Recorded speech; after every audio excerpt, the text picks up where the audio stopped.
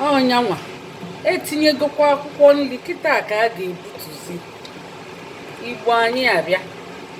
Unu afụgo ka ofe nwaanyị igbo si isi adị? Unu afụgo ya? Nwaanyị igbo si ofe ọ na-adị iche ya ka anyị ji gaa na-akụzi omenala na asụsụ igbo ma nri ndị igbo ma abacha ma isi ewu. Ifuru ya nke a kịta bụ isi ewu a na-agwọ nke ofe obele ka etinyecha enye ma alụbasa ma ụtazị ụtazị tinyekwu ya aṅara tinye ụgba tinyecha enye ụmụ ihe ibuli elie ọ dịka iriri nri ịkụkwa n'ọnụ ebe ọzọ papa. Igbo anyị abịa kịta anyị ga-aga n'ishizi isi ewu anyị na-esi.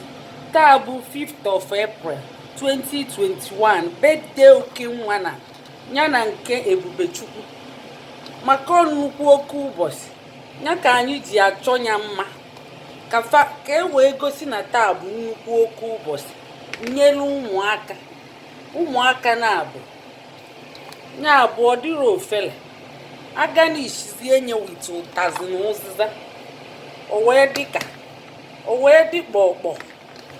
Igbo anyị abịa ndị ọma na-ege ntị chee na aka ghọrọ anyị na-abịa. Taa bụ birthday Okenwa Ebubechukwu ya na Obinna Igwe na-agụ. Anyị na-abịa chee na aka ghọrọ anyị. Osikapa ọ na-afụ eghe ofe obele ka oge ya ọ sụgharịa ịgbatuo ọkụ. Ofe egusi kịta ka mmafu ebutu ya maka na etinyego m akwụkwọ nri maka omechagha ma o nyezina ihe ọbụla na-arụ. Mee ka ofe nwaanyị igbo si adị. Ngwanụ chekwee na anyị nke a bụ anụ suya chicken suya a na-amịli Okenwa na Agidigba nwa. Unu apụkwana unu chee aka ghọrọ anyị. Ihe a bụ nwaanyị Igbo police, Igbo language police, Igbo anyị abịa ya na Igbo class world. Abụkwa m dibịa Igbo. Ndị Igbo niile doo m anya ọkwa ndị Hausa na-eme gaị na fa na-amị suya na-eni suya ebe a.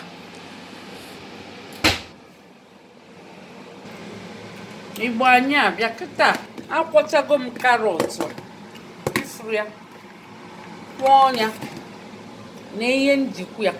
A na-akpụ ya ihe a salad master maka abụ m madam salad. Iwekwere eli ọ na-akwọ kabeji ọ na-akwọ karọt ọ na-akwọ kukumba kabeji nke a na-esi ike ikewacha anya itinye kwụọ ya ọ dafịa arụ itinyere enye ebe a idekwesị aka ikwụọ ya na ntabi anya ịkwọchago ihe niile. Ihe a bụ cooking medis Uncle Ben nwanne anyị nwoke nke Imo steeti ọnya lelie a na-akpụ ya salad master. Ịchọkwa mkpọlụghọ Uncle Ben jegolu ọ dị mma. Igbo anyị abịa kịta anyị akwọchago ụmụ ihe salad ifuru ya anyị etinyechago ya ma akwụkwọ nri ma karọt ma tomato. Kịta anyị ejiri akwọ esi anyị ji atun unu afụrụ ya atun in sunflower oil. Ịbịa ịzapụ mmanụ ya iweli etinye na salad ma ọ bụ mbọsị ịchọrọ iji akwa eji akwa eme finishing touches mana ejikwa atun eme azụ dị na iko. Ịbịa ịzapụ mmanụ ya ghafuo maka mmanụ adịrọ mma na-arụ chacha. Ịzapụ mmanụ ya ịghafuo itinye ya na salad unu afụrụ ya salad adịgokwere ji. Igbo anyị abịa anyị bụ Igbo language police ndị amara asụ Igbo anyị jidefa gbagha efe ọnụ kpụrụ fa gaa Igbo class fa eje mụọ Igbo fa mụọ ya n'ike chee na aka ghọrọ anyị. Igbo anyị abịa unu afụgo na ihe setibego obele obele. Isicha ofe gị akwụkwọ nri dị ya, akwụkwọ nri dị nwa yoli yoli, ikupu eti ozugbo kụsisie nye na takeaway plate ndị obele, ifu ya ọka dịkwa nwa yoli ya bụ fresh. Ịrapụ ya n'ite iji sie ọgbatọọ, ọ dịzịa brown, ọmanyezi ihe na-arụ. Salad adịgo ready kịta. Taa bụ 5th of April 2021. Anyị na-emela oke nwa ya na Ebubechukwu birthday na rice odigo. Taa ka a na-esikopu ụmụ ihe niile. Ọ na-adị mkpa ịchọ nsi nri isi tie obuo ibu idebezie na-eri. Taa ka m kpọrọ isi nri maka na ada esi mgbe niile.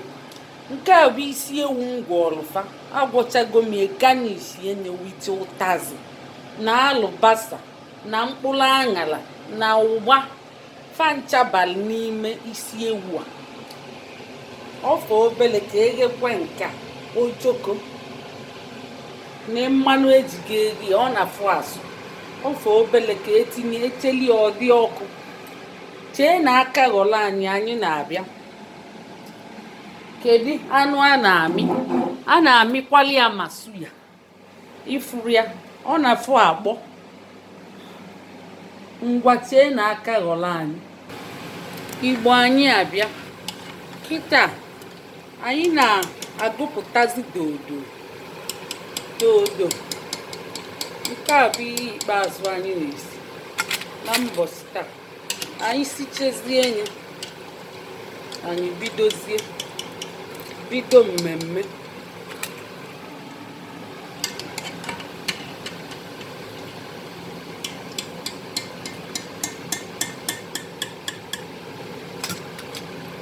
Ịgụpụta ya itinye nye na nkata.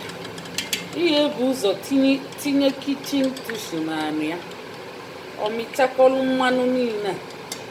Mmanụ adịrọ mma na-arụ chaa.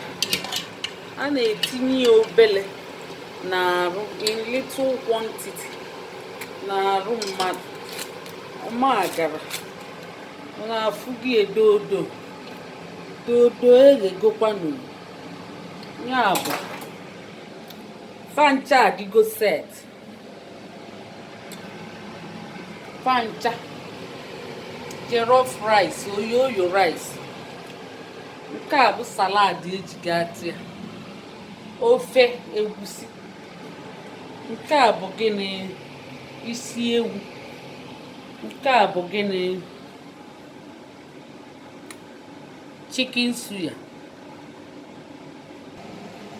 Ngwa nene ka ọ dị nene ka emesịa.